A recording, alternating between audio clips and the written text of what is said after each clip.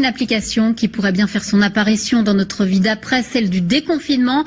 XR Covid permet de donner un résultat clair afin de savoir si vous êtes positif ou non au virus.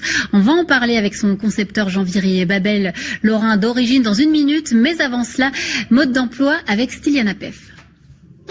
Cette application pourrait être la solution pour sortir de l'épidémie. Sur ces bandelettes, pas encore disponibles en pharmacie, on dépose une goutte de sang. La caméra de votre téléphone portable la scanne. Un algorithme lit les données à la place du personnel médical et affiche le résultat.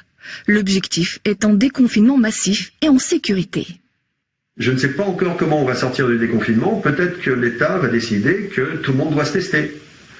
Et tout le monde doit se tester et qu'on connaît la sensibilité de chaque test, on peut donner un score qui dit, voilà, vous avez 99% de chances d'être négatif, sortez de chez vous.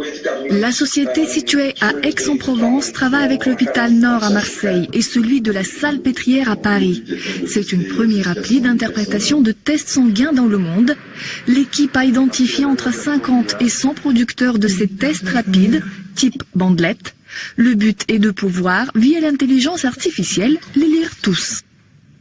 On est prêt à lire, on a des protocoles de mise en place pour entraîner l'intelligence artificielle. Donc on sait typiquement qu'arrive un nouveau test, en 24 heures on est capable de le qualifier, de le rentrer dans l'application et d'avoir ça qui soit complètement validé. Cette application sera gratuite. Plusieurs pays sont également intéressés, comme la Grande-Bretagne et les États-Unis. Jean-Viry Babel, bonsoir. Vous êtes le fondateur de cette application de test et de cartographie du Covid. Vous êtes actuellement confiné dans les Vosges. Cette appli, pour vous, c'est vraiment un passeport pour le déconfinement? Bonsoir. Mais je l'espère. On a travaillé pour que notre application qui sait lire ces tests sérologiques rapides puisse ensuite établir un passeport qui soit anonyme, qui respecte les données de chacun et qui soit disponible sur n'importe quel téléphone. Alors l'application permet de dire si l'on est apte ou pas à retravailler et cela intéresse évidemment beaucoup de monde.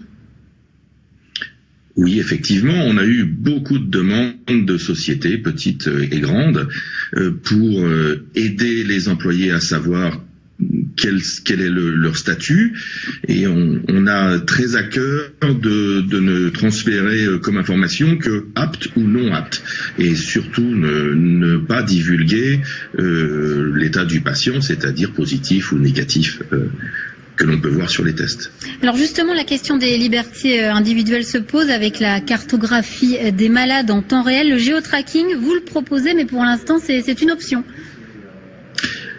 Oui, nous avons intégré différents modules de géotracking, que ce soit via GPS ou via Bluetooth, mais nous ne les mettrons en route que sur demande des autorités de santé et dans le respect des règles de chaque pays où nous sommes installés. Alors Jean-Viry Babel, ça paraît très simple d'utilisation, ça l'est vraiment? Où trouver par exemple les bandelettes pour faire le test? Alors, effectivement, ces bandelettes, on ne les trouve pas actuellement parce qu'elles sont testées, notamment par notre application, que ce soit à Paris ou à Marseille.